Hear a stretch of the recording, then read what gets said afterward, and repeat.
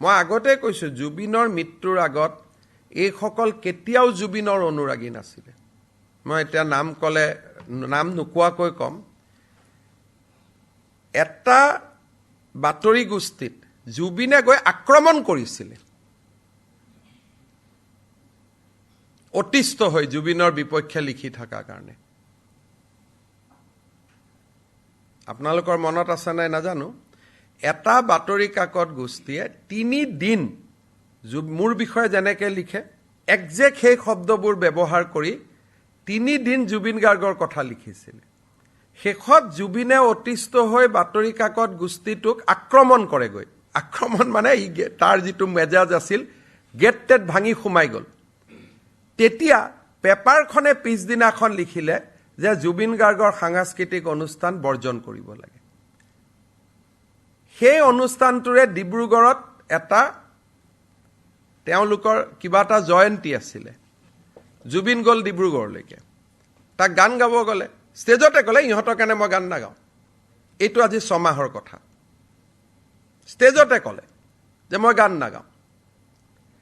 আজি সেই বাতৰি কাকত আৰু টিভি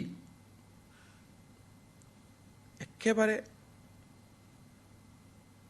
অমুক কৰিছে, তমুক কৰিছে, শীতল পানীয়। গতিকে মই নিজে বুজি নোপোৱা হৈ গৈছো যে আমি কোনখন অসমত আছো। জুবিনৰ যেতিয়া ডিব্ৰুগড়ত বেমাৰ হৈছিলে, তেতিয়া বিশেষ বিমানেৰে অসম চৰকাৰে জুবিনক দিল্লীলৈকে লৈ গৈছিল। পিছদিনাখনতো গোটেই বাতৰি কাকতবিলাকে মোক গালি দিছিল। আজি কৈছে চাৰ্টাৰ দি কিয় জুবিনক লৈ অহা নাই। তেতিয়াও মই ভয় খাই আছিলো, সিদিনাখন কিজানি চাৰ্টাৰ দি জুবিনক লৈ আহিম, ইয়াত গালি গালাজ কৰে। মই আজি ৰাতিপুৱা মোক এজনে 3খন পেপাৰ দি থৈ গৈছে, ইমান ফুল পেজ, যেনেকৈ মোৰ এগেইনষ্টত কেতিয়াবা প্ৰেছৰ গোটেই পেজবোৰ লিখি দিয়ে ওপৰৰ পৰা তললৈকে। তাত মানে প্ৰধানমন্ত্ৰীৰ বাতৰিও নাথাকে, ৰাষ্ট্ৰপতিও নাথাকে, অকল ময়ে যেনেকৈ তলৰ পৰা ওপৰলৈকে থাকোঁ, তেনেকৈ ধ্ৰুৱ 3 দিন 3 দিন জুবিন গাৰ্গক একেবাৰে শেষ কৰি দিলে। পবিত্ৰই কৈছে, দাদা মোৰ মনত আছে, মোক ফোন কৰিছিলে, জুবিনে মোকো লগ কৰিছিল যাবৰ কাৰণে তাতে ৰাতি।